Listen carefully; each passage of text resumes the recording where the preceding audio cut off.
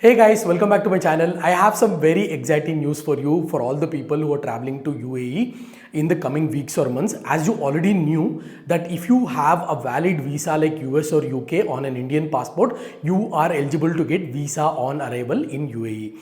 But now the UAE government has expanded this to 6 more countries, which is a very exciting news in my opinion. And before I share you what are the details, how are you eligible, why are they doing this, as you can see on my screen, 98% of you who are watching my videos consistently are non-subscribers. So kindly hit the subscribe button and support my channel. So first thing guys, you already know this information, like if you have a valid UK or US visa, you are eligible for visa on arrival when you're traveling to Dubai, Sharjah or Abu Dhabi in UAE. Now UAE has expanded that to 6 more countries.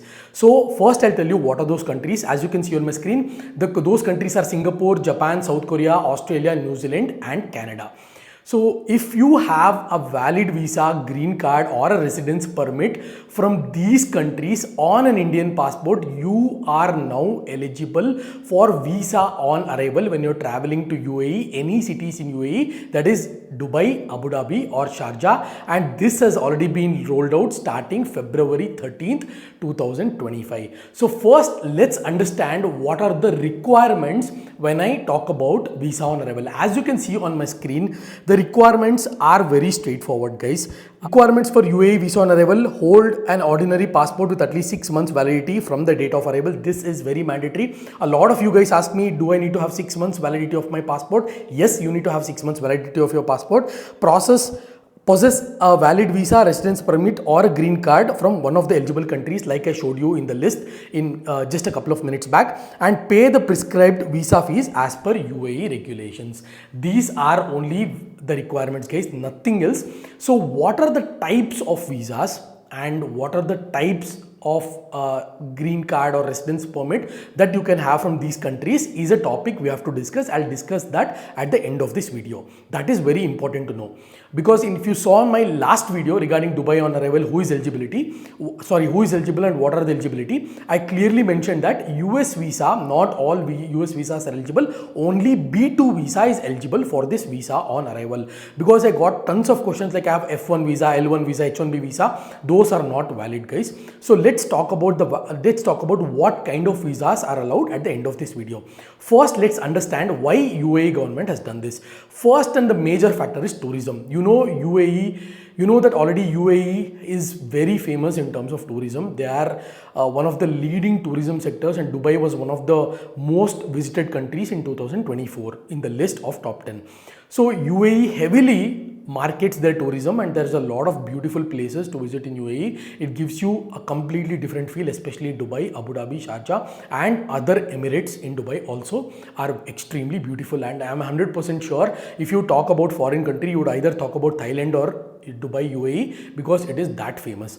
And first thing is tourism. Second thing is they want to attract global hub talent. So from India, a lot of you guys might have already these visas or these residence permits, and if you want to go to Dubai, it's a bit of strain process in terms of applying these visas well in advance, like 1 month, and then traveling to UAE becomes a bit of pain. So that's why they want to make this. If you are going there to, for example, to endorse a startup or for a business meeting, they don't want to make things difficult for Indian passport holders who are actually traveling from different countries. Now, if you're traveling from Australia, New Zealand, Canada or Japan, you might have already a residence permit, but you still had to apply for visas. The main intention is if you are coming for any business meetings or any startup meetings or any content creation, anything, etc., you need to have a flexibility of going to UAE and getting a visa on arrival. So that was the main intention. And also another important reason is, UAE is a global transit hub. Like if I want to go to Europe, most of the flights transit or they have an interchange in Dubai, especially in Dubai, and then go to the destination. When I went to Egypt, I went through Dubai. When I went to Norway for my Europe trip, I went through Dubai. So Dubai is one of the major hub in terms of transit, and this also becomes very convenient. For example, you are going to US or you are going to Canada or any European country or any African country. You can easily go to Dubai. If you have a layover of say 8 hours or 10 hours, you can make use of this visa on arrival facility, spend some time in UAE or extend your layover to 1 or 2 days and then go to your destination country. And this becomes very easy, guys. That's what I was talking. You don't have to apply for a transit visa specifically. If you have these kind of valid visas, residence permits or green card on an Indian passport, it becomes very, very comfortable for you to travel to UAE without any trouble or without any delay. Now, the most important sector is I have a valid visa. I have different type of visa in Japan. I have a different types of visa in Australia. I don't have this visa, that visa. So the best thing, like I also mentioned in my previous Dubai visa on arrival video, what you can do is there are 3 things to do, guys. Basically, check the official documentation in terms of check official website on what kind of visas are allowed or not allowed. And this has to be UAE's official website.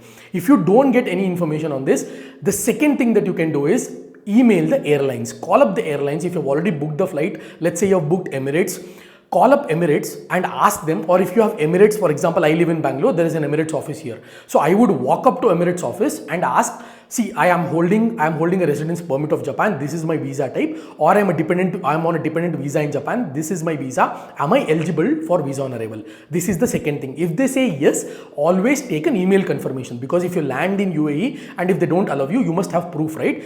The world runs on having evidence and having proof.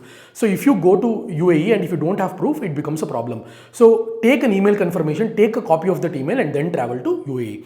First thing is, even if you have it in official documentation, then you don't need an email, because you can open the website and show to the immigration officer. The second point is, if you have an email confirmation from airlines, you can directly show that. And third thing is, contact the local embassy or local consulate. For example, if UAE embassy is in Bangalore, like I'm not sure if it's in Bangalore, I'm sure it's in Mumbai. So if the local embassy or consulate is in your local city, maybe Japan, Australia, Canada, anywhere. For example, you're living in Ontario, or you're living in Tokyo, Kyoto, Osaka, or in Melbourne, Sydney. If you have UAE consulate, walk up to UAE consulate and ask them, I have so and so visa on an Indian passport. Can I travel to UAE and get a visa on arrival? Again, if they say yes, get an email confirmation saying that yes, you send them an email, I have so and so visa. They will give you an email address. Many people have done this already, especially from people who are traveling from Canada on an Indian passport. A lot of them have got visa on arrival. So just get an email confirmation from the consulate and tell them you are coming to UAE and you want a visa on arrival. Am I eligible? If they respond yes, show that email in the immigration, because immigration officers might not know this information. So if they tell no, you are not allowed, please go back, and then you can show this email. They'll certainly acknowledge that, check that and verify that, and then allow you guys. So, but out of all this, the most important factor is also, guys, many people have asked me, I don't have surname, am I eligible for UAE? Again, same thing you have to follow. Whatever is said, same thing you have to repeatedly follow, because there has been a mixed response when it comes to UAE. Many of them have denied boarding in India itself because of no surname, and many people have been allowed boarding but have been denied entry into UAE. So it is always better to contact the official consulate or contact the airlines, because airlines have full authority whether they deny or whether they accept your boarding. Because once you go into the airport, the first set of people whom you meet is the airlines to get the boarding pass. If they don't give you the boarding pass, you can't go to the immigration in India itself. So always better to contact the airlines, get an email confirmation, walk into their office, and be always proactive and pragmatic when it comes to traveling to UAE, guys, because there is a lot of rules and restrictions when traveling to UAE. So I hope this information was very, very helpful, and a lot of you guys have asked me, like, I have Canada visa, Australia visa, Japan visa, South Korea, Singapore. It's possible, guys. It's already been rolled out from February 13th of 2025. So I hope this information, like I said, was very helpful to you guys who have these valid visas, green cards, or residence permit. I hope you travel to UAE. If you have already done this, please comment in the comment section so that it will help others in this video. I hope this again and again, guys. I hope this information was very, very helpful. I'll catch you guys in my next video.